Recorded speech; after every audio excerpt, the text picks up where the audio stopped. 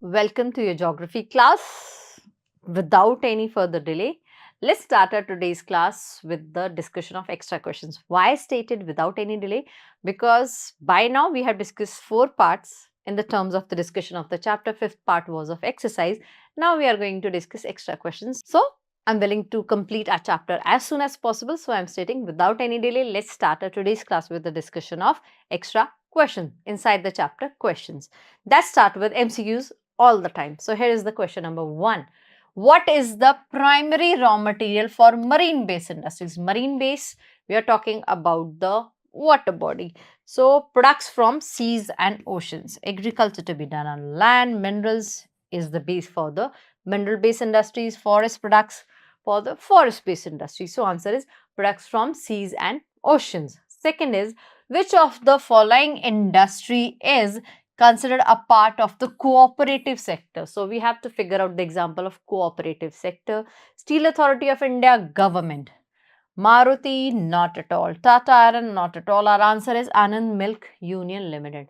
So for choosing such kind of answers for such kind of questions, you have to learn examples, whatever are given in your book. At least learn 2 or 3 and kindly go through the reading part of the rest of the example, so that you should know that if this question comes in the manipulative part, what if in place of cooperative sector, joint can be given, private can be given, or public can be given. So you should know that what are the examples given in your book. Besides the examples given in your book, no other example is going to be given in such kind of questions. So do learn them and read them. Next, what is the process of converting raw materials into finished goods? Simple. Manufacturing. No extraction, no collection, no storage, simply manufacturing. That is the task of secondary sector. Question number 4. What is the significance, importance of steel in modern industry? It is used in almost all sectors, including construction, machinery and tools. Why others can't be considered? Because it is easily mined? Not at all. Mining is not an easy task. First of all, it requires so many steps that has to be followed. Then it requires no processing before? Not at all. It is lightweight? Not at all. That's why we are not considering other 3. We have just emphasized onto our answer. Next question. What is smelting in the context of the iron and steel industry? So the process of extracting metals from their ores, raw forms, by heating. This is known as smelting, and of course, by heating them beyond the melting point. That comes in the entire answer. That was all about the MCQs part. Now let's discuss about these question answers, whether they are one word and what are the others. So what is the process of making of paper pulp called? Now we are talking about the process. So this process and other processes where the raw material is turned into finished goods or ready to use goods, it is known as manufacturing. Next is, which Indian steel plant was established in 1907? So it was TISCO, Tata Iron and Steel Corporation. What term is used for industries that utilize forest products? Forest-based industries, because we are talking about what term is used for those industries which use forest products. So they are known as forest-based industries. Next is, which industry is emerged as sunrise industries that have futuristic potential within them, and there are many examples for that. So information technology is one of the example. Other example, hospitality, knowledge. Remember, we have discussed in the discussion also.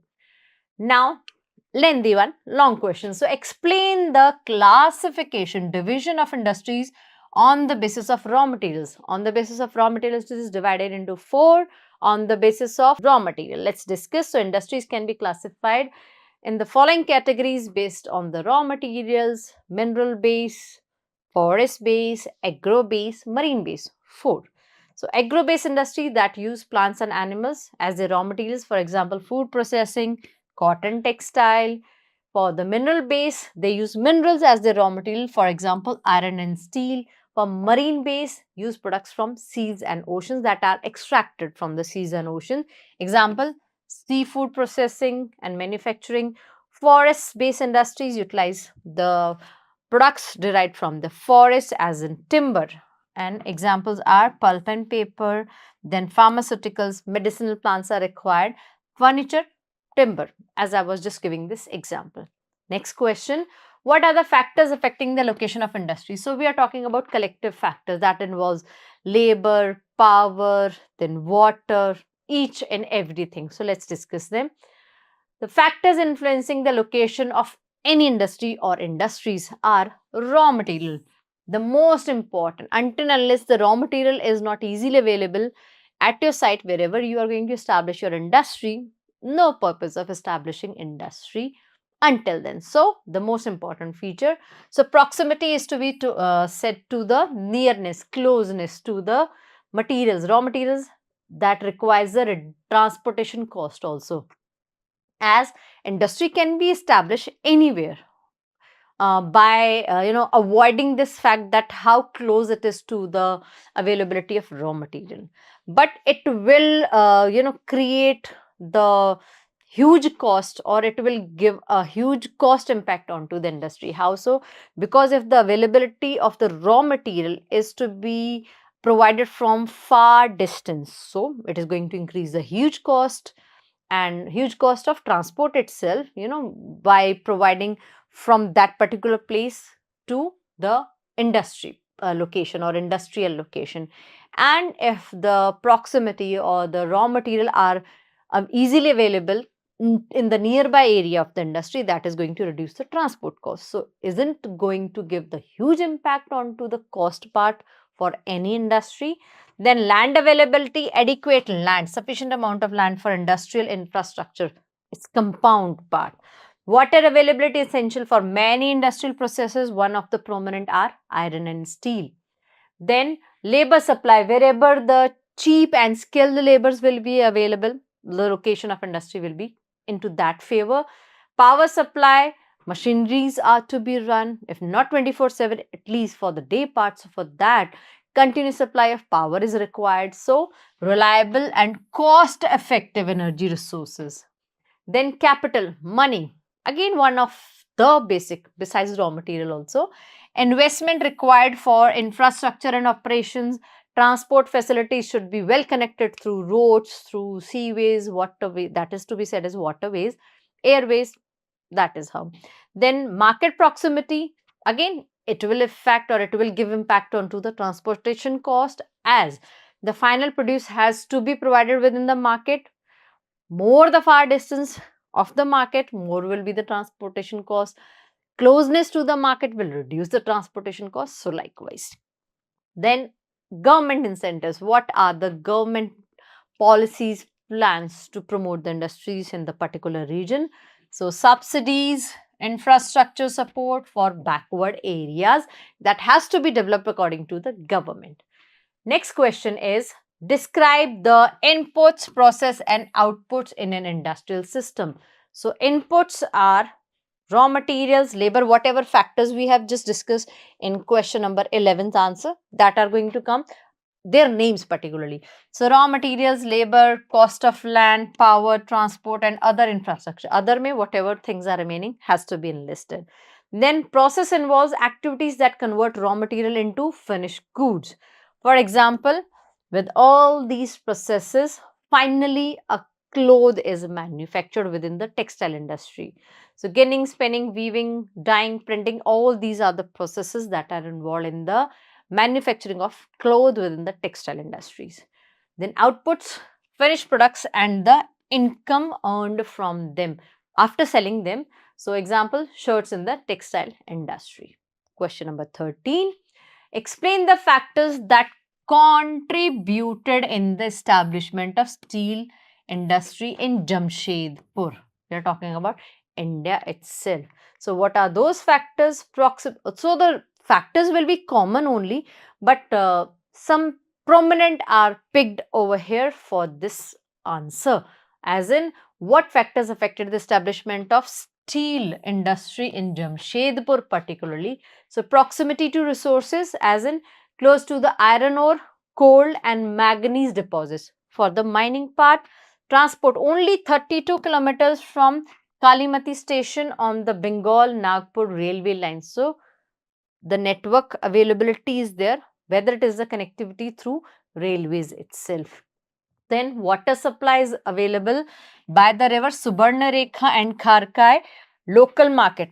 Not exactly the local market, but the availability of huge large markets available in Kolkata. It's almost close to Jamshedpur. Then government support, adequate capital provided for further development. So these are the basic one, and the prominent thing you have to take care before writing this question answer is the certain places are mentioned and certain things are mentioned, like with manganese, coal, iron, limestone. So proximity to the availability of these things, raw material, is to be written for must. Then transport wise 32 kilometers from this railway station. Then this river's name, this river's name. Then market of Kolkata. An adequate amount of capital can be added in your own way, but these particular features are to be mentioned in the answer definitely. Last question for the day. Don't you feel good while I'm stating last question for the day? So what are the risks reduction measures for industrial disasters? To be more aware of the fact that what kind of industry you are owing or you are working in it. For example, chemical factories, so keep away the flammable things, and nearby the gas wells, again flammable things should not be there. Then you have to take care of this fact that if you are working in a chemical industry, your hand should be covered, and you should hold responsibly. Which things to be hold responsibly? The chemicals or whatever liquid materials are required in a chemical industry, they should be held with responsibility, more responsibility actually, so that if you're going to drop it, you're going to end over there. So what are the risk factors that can reduce the disasters, industrial disaster? So densely populated residential areas should be located far from the industrial areas, or you can vice versa the statements that industrial areas should be located far away from the residential areas. Awareness among people near industries about hazardous substances, talking about the chemical for example, and their effects. So if they are living nearby, they are living on their own risk. Although the statement should not be given, but yet people are careless. Improved fire warning and firefighting systems.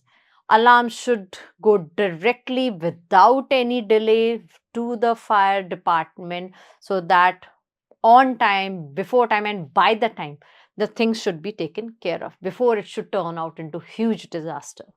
Then limited storage capacity for toxic substances. Again, we are considering chemical industry particularly over here. Not only chemical, but this statement suits particularly for the chemical industry. Then enhanced pollution dispersion mechanism in industries. So these are the basic preventive measures that can reduce the effect of industrial disaster, or that can entirely reduce the occurrence of the industrial disasters. So that was all about your chapter number 4. Happy to feel that and happy to hear that also. I hope so. But don't worry, we are going to start our next chapter. That will be prominently the last chapter of our geography book. So I hope you are going to take a simple reading before joining our first class of the first chapter. So fifth chapter will be discussed in the next class as soon as possible. Till then, take care. Bye-bye.